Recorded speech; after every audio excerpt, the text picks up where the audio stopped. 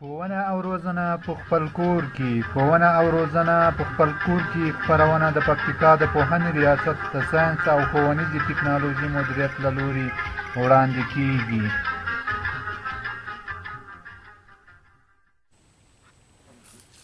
بسم الله الرحمن الرحیم. راځو نن ورځې د 12م ټولګي د عضوي کیمیا درس داسې هغه موضوع چې دی هغه هومولوګ ده، ایزولوګ ده، د اشتراکي رابطې یا د اړیکو بڼه ده او هایبریډیزیشن ده. په دغو باندې نن موږ تاسو بحث کوو. اول موږ تاسو د هغې له جملې څخه راځو هومولوګ پېژنو چې هومولوګ د څه شی. هومولوګ چې ده هغه موږ تاسو داسې وایو چې په یوه کورنۍ کې یا په یوه سلسله کې چې ده د دوو پیوسته مرکباتو چې هغه پیوسته وي یا پرله پسې وي د هغوی ترمنځ د یو میتلین د ګروپ په اندازه سره توپیر عبارت د هومولوګ څخه ده.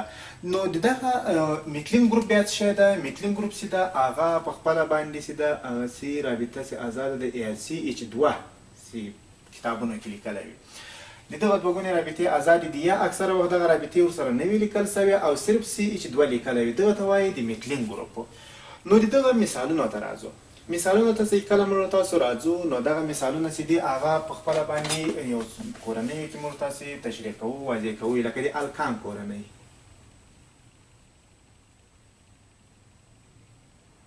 د الکان سیریز. دوهم موږ تاسو راځو د الکین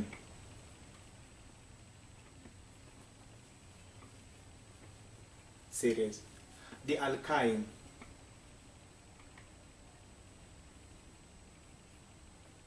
series. نو په دغو دریو سره کورنیو کې راځي. نو اول موږ تاسو راخو د هغې له جملې څخه د الکان مرکبات راخو. مثلا د هغې چې د لومړی مرکب چې ده هغه موږ تاسو راځو CH4 یا میتان. څه شی؟ میتان.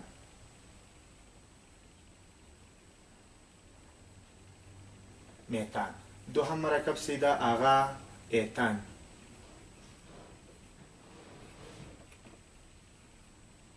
ایتان. دریم مرکب چې ده پروپان C3H8.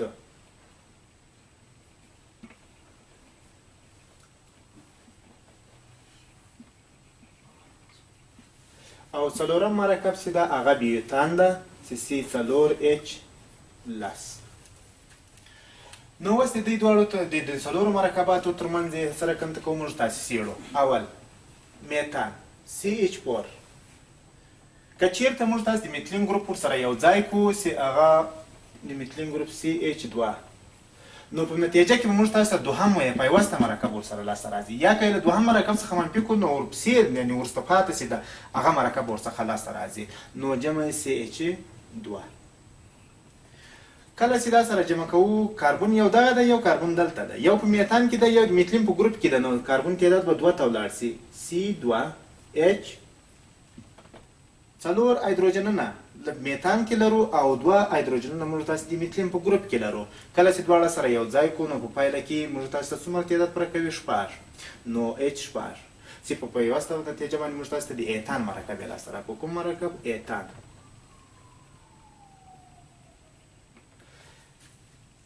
دوهم مرکب راخلو. دوهم مرکب چې موږ تاسې راخلو هغه د موږ تاسو ایتان ده چې C2H6 جمع یې CH2. کله CH2 ورسره یو ځای کوو نو په پایله کې به موږ تاسې دوه کاربونونه په ایتان کې لرو او یو کاربون په میتلین ګروپ کې لرو. کله چې ټول تعداد چې دا د معادلې بل ته لوري ته 3 کیږي او د هایدروجنونه چې دي هایدروجنونه چې کله موږ تاسو سره جمع کوو نو په پایله کې به د دغو هایدروجنونو تعداد چې ده 6 په ایتان کې لرو او 2 په میتلین ګروپ کې لرو. ټول تعداد به 8 ته ورسیږي. نو C3H8 د موږ تاسو مرکب چې ده هغه پروپان ده. نو چې کله پروپان ده نو بالاخره د دغو دواړو ترمنځ هم د یو میتلین په اندازه سره توپیر موجود شو، یعنې د میتان او د ایتان. او د ایتان او د پروپان ترمنځ بیا هم یو میتلین ګروپ توپیر موجود ده. او د پروپان او د بیوتان ترمنځ بیا هم یو د میتلین ګروپ سره کنده ده توپیر موجود. چې دا توپیر چې په دې سلسله کې چې مخ پر وړاندې باندې ځو د یو مرکب او د بل مرکب ترمنځ چې کله قرار لري هغه د هومولوګ په نامه سره یادیږي او بالاخره مخ پر وړاندې باندې دوهم موږ تاسو راځو دوهمې کورنۍ ته وراوړو چې هغه د الکین کورنۍ ده. د الکین کورنۍ کې موږ تاسو سره کوم کوو څېړو یا له نورو څخه موږ تاسو تېرېږو هغې باندې خپله باندې کار وکړئ. دغه سلسله ده او په دغه طریقه باندې کار ورباندې وکوئ. بل راځو موږ تاسو ایزولوک ته راځو. دوهم ایزولوک ته راځو. ایزولوک چې ده دا څه شی ده؟ ایزولوک چې ده هغه مختلف مرکبات یا مختلف عضوي مرکبات چې دي هغه چې د کاربونونو مقدار یې مشابه وي، یو شانته وي په دواړو مرکباتو کې، خو مګره د کیمیاوي خواصو له نظر ورڅخه سره کمتوي توپیر ولري، یا مثلا د مختلفو کورنیو مرکبات شتون ولري. خو صرف یوه خبره چې دا چې هغه مهمه ده په ایزولوک کې، یعنې د کاربونونو مقدار به سره مساوي وي. یعنې مختلف مرکبات چې د کاربونونو مقدار یې سره مساوي وي یو د بل ایزولوک بلل کېږي. لکه C2H شپږ، C2 او H څلور، C2 H2 او C2 H درې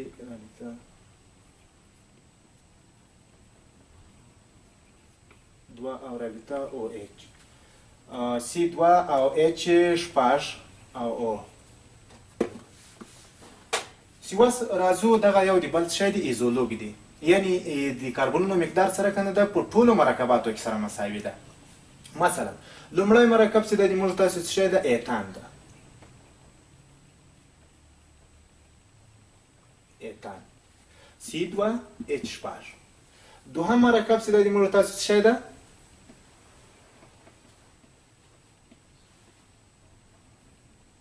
ایتین C2H څلور. دریم مرکب چې د موږ تاسو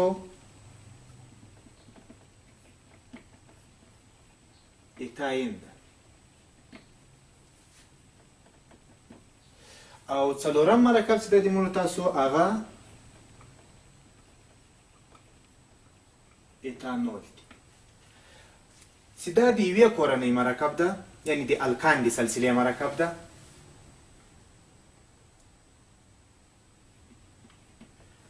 دا د بلې کورنۍ مرکب ده چې د الکین د کورنۍ مرکب ده. دا د بلې کورنۍ مرکب ده چې د الکاین د کورنۍ مرکب ده. دا د بلې کورنۍ مرکب ده چې دغه الکول دی. خو په ټولو کې یعنې په څلورو واړو کې چې د کاربونونو مقدار سره کنده ده سره مساوي ده. په اول مثال کې یا د الکان د کورنۍ مثال چې ده چې ایتان ده هم د کاربون مقدار کې دوه ده، او د الکین کورنۍ کې چې ده هم د کاربون مقدار چې ده دوه ده، د الکاین کورنۍ چې ده هم د کاربون مقدار چې ده هغه دوه ده، او په الکولو کې چې ده هغه هم سره کنده ده د کاربون مقدار دوه ده. یعنې په ټولو کې دوه دي، دوه له دوه سره کنده دي، ټول مساوي ده. بل راځو د اشتراکي اړیکو بڼې ته.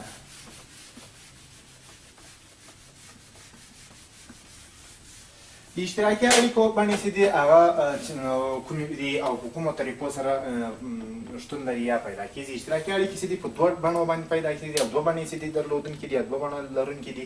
چې یو چې دي د هغې له جملې څخه چې دي هغه د سیګما اړیکه ده، او بله چې ده هغه د پای اړیکه ده، چې دواړه د اشتراکي رابطو سره کنده دي، بڼې دي یا ډولونه دي. نو دغه اول راځو موږ تاسو چې شته سیګما ته راځو. سیګما اړیکه چې ده هغه کومه اړیکه ده؟ سیګما اړیکه چې ده هغه اړیکه ده چې د هغې د اوربیتالي تداخل یا د اوربیتالونو تداخل چې ده نیغ په نیغ یا مخ په مخ باندې وي، یا د اوربیتالونو پوشش یې سره کنده اعظمي وي. چې کله د اوربیتالونو پوشش اعظمي سو نو موږ تاسو یایو چې دغه اړیکه چې ده هغه به محکمه او سخته هم وي، او په خپله باندې چې د اوربیتالونو د پوشش په وخت کې چې ده انرژي هم زیاته ورڅخه ازادېږي، او بالاخره محکموالی هم سره کنده کوي، پیدا کوي. سیګما اړیکه چې ده په سیګما اړیکه کې ټولې یو ګونې اشتراکي اړیکې سره کنده دي شاملې دي. دوهم راځو موږ تاسو سره کنده پای اړیکې ته راځو. پای اړیکه کومه اړیکه ده؟ پای اړیکه چې ده هغه اړیکه ده چې هغه کې چې ده د اوربیتالي تداخل چې ده نیغ په نیغ باندې نه وي یا مخ په مخ باندې نه وي، څنګ په څنګ باندې وي. اوربیتالي تداخل چې ده هغه یې جانبي وي. مثالونو ته راځو. دواړه په مثالونو کې یو ځای ښیو. مثلا لکه د C2 او H شپږ. اول مثال د سیګما اړیکو ده، دوهم مثال د پای اړیکو ده چې هغه C2H4. یا داسې موږ تاسو ویلی سو چې که چېرته د اوربیتالي تداخل د SS اوربیتال او د S او P اوربیتال او د P او P اوربیتال تداخل سره وکړي نو دا سیګما اړیکه ده. نو که چېرته دغه پی او پی اوربیتالونه تداخل سره کوي دغه په خپله باندې سره کمتوي د ایکس په محور باندې په جهت باندې به وي. او خو که چېرته موږ تاسو سیګما او پای اړیکې ته راسو نو موږ تاسو وایو چې په دې کې به د پی او د پی اوربیتال تداخل چې کله سره وکوي نو بالاخره موږ تاسو ته یایو چې دلته پای اړیکه تشکیلي زیات صورت نیسي چې دغه پی پی تداخل چې ده هغه به د ایکس په محور باندې عمود وي. اوس راځو په مثالونو کې واضح کوو. اول یو کاربن ده چې هغه 4 ولانسونه لري، هغه ولانسي الکترونونه لري او بالاخره 4 اوربیتالونه لري. تحریک سوی حالت ته چې په لومړي سر کې واضح سوی ده دغه. نو که چېرته موږ تاسو پرتله کړو چې یو اوربیتال د کاربن، بل اوربیتال او بل اوربیتال، بل اوربیتال، نو دا 4 اوربیتالونه دي. هر اوربیتال په خپل یو الکترون لري. نو یو ولانسي الکترون چې ټول تعداد څومره کېږي 4 ولانسي الکترونونه کېږي. او نو ځکه لامل همدا شی ده چې کاربن په خپله باندې 4 اشتراکي اړیکې جوړوي. بل کاربن هم همداسې ده چې یو ولانسي الکترون سره کنټکوي لري. نو دغه کاربن چې ده او دا کاربن چې ده، په دې کاربن کې دغه موږ تاسو د اس اوربیتال ده، دا د اس اوربیتال ده، خو دغه هم د پی اوربیتال ده، دا هم د پی اوربیتال ده او دا هم د پی اوربیتال ده. دغه کاربن کې هم پی او د پی اوربیتالونه دي، یعنی چې پی ایکس پی وای او پی زای اوربیتالونه چې دي. اوس که چېرته نو په پایله کې 6 کاربن هایدروجنونه موږ تاسو لرو، 6 هایدروجنونه لرو، 3 له یو کاربن سره، 3 له بل کاربن سره راځي. نو بالاخره هغه خو موږ تاسو یو هایدروجن چې ده په خپله باندې یو فرعي سویه لري چې هغه یو الکترون لري یا ولانسي الکترون یو د په لومړي ګروپ کې قرار لري. نو دغه چې دا یو د اس اوربیتال لري او بالاخره هغه په خپله باندې یو دلته شریکوي چې په نتیجه کې د اس اوربیتال تداخل راغی. چې کله د اس اوربیتالي تداخل راغی نو موږ تاسو وایو چې دغه اړیکه د موږ تاسو څه شوه سیګما اړیکه شوه.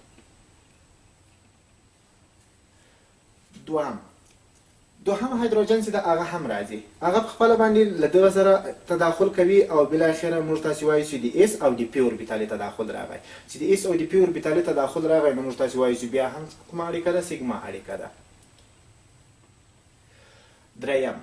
دریم هایدروجن چې ده هغه هم همدلته ځان نسبوي او بالاخره دغه هم د اس او د پی اوربیتالي تداخل ده چې دغه هم د سیګما اړیکه ده. خو په دغه کې هم همداسې ده چې یو د اس اوربیتال او بل د اس اوربیتال تداخل کوي، بل د اس اوربیتال تداخل کوي. پاته سو یو د پی پی اوربیتال تداخل یې پاته سو او بالاخره دغه یو مستقیم خط که موږ تاسو ورڅخه تیر کړو نو دغه اوربیتالي تداخل چې ده دا مخ په مخ باندې ده، یعنی نیغ په نیغ باندې ده. کله چې مخ په مخ یا نیغ په نیغ باندې ده نو د دوی دغه د پوښښ ساحه سره کمتوي، زیاته وي، پراخه به وي او بالاخره دغه سره کنده کوي، یو پوښښ اضافه او زیات پوښښ کوي او بالاخره دغه اړیکه سره کنده ده محکمه او سخته اړیکه ده. نو بالاخره موږ تاسو وایو چې دغه وخت کې دلته پی او د پی اوربیتالي تداخل صورت ونیو. چې کله پی پی تداخل صورت ونیو نو موږ تاسو وایو چې دغه هم کومه اړیکه سوله؟ سیګما اړیکه سوله. یعنی چې مخ په مخ باندې تداخل سو اوربیتالي نو موږ تاسو وایو سیګما اړیکه سوله. بل راځو موږ تاسو پای اړیکې ته راځو. پای اړیکه چې ده هغه موږ تاسو په بل مثال کې واضح کوو. C2 او H څلور. دغه هم یو کاربن چې 4 اوربیتالونه لري چې 3 د پی او یو پکې د اس اوربیتال ده.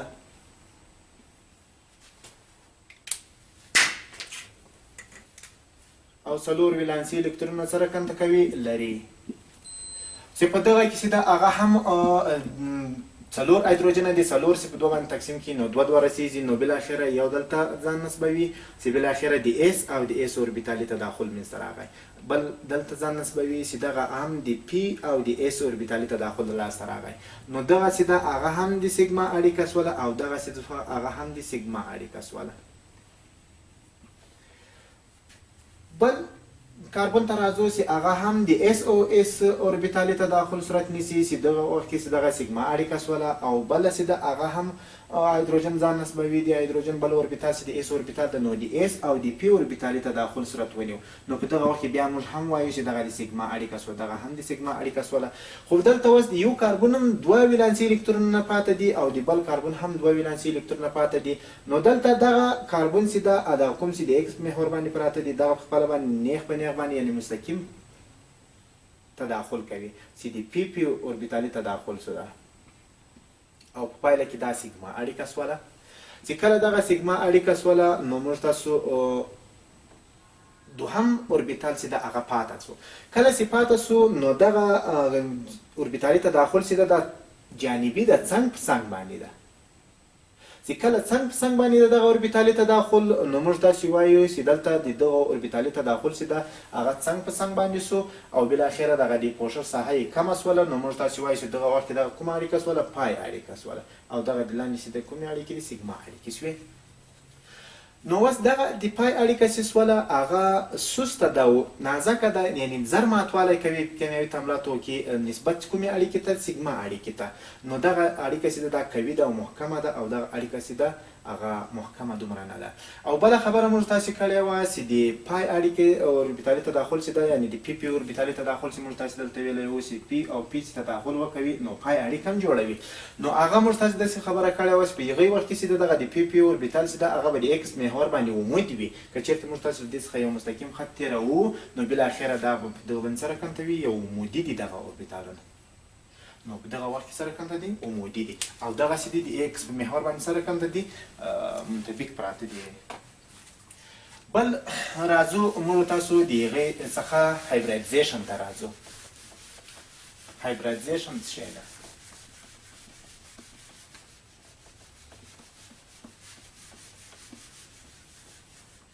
هایبریډیزیشن صرف تعریفوو او صرف په هغه باندې غږیزو او نور بیا چې د ده ډولونه چې دي هغه په بل درس کې به واضح کوو نو د هایبریډیزیشن چې ده هغه د هایبریډ له یوناني کلمې څخه اخیستل شوی ده او هغه چې ده په خپله باندې د وینې د اختلاط او د ګډوډي په معنا سره ده یعنې د وینې د مخلوطېدا په معنا سره ده خو د کیمیاوي اصطلاح کې چې ده هغه د مختلفو اوربیتالونو له تداخل څخه عبارت ده یا مختلف اوربیتالونه چې یو له بل سره تداخل وکوي نو په نتیجه کې هایبریډ شوي اوربیتالونه لاسته راکوي کله چې هایبریډ شوي اوربیتالونه موږ تاسو ته لاسته راکوي نو بالاخره دغه مفهوم چې ده د لومړي ځل دپاره چې ده دوو عالمانو وڅېړو چې یو پیملینګ په نامه سره و او یو د ګلایسټر په نامه سره و دغو دواړو چې کله دغه مفهوم د لومړي ځل دپاره واضح کړو یا یې تشریح کړو نو بالاخره په هغې اساس باندې چې و نو دوی دلته دغه اوربیتالي تداخل چې کوم هغه اوربیتالونه چې دي چې هغه یو له بل سره مخلوطیږي یا د یوې کیمیاوي اړیکه کې برخه اخلي لومړی چې ده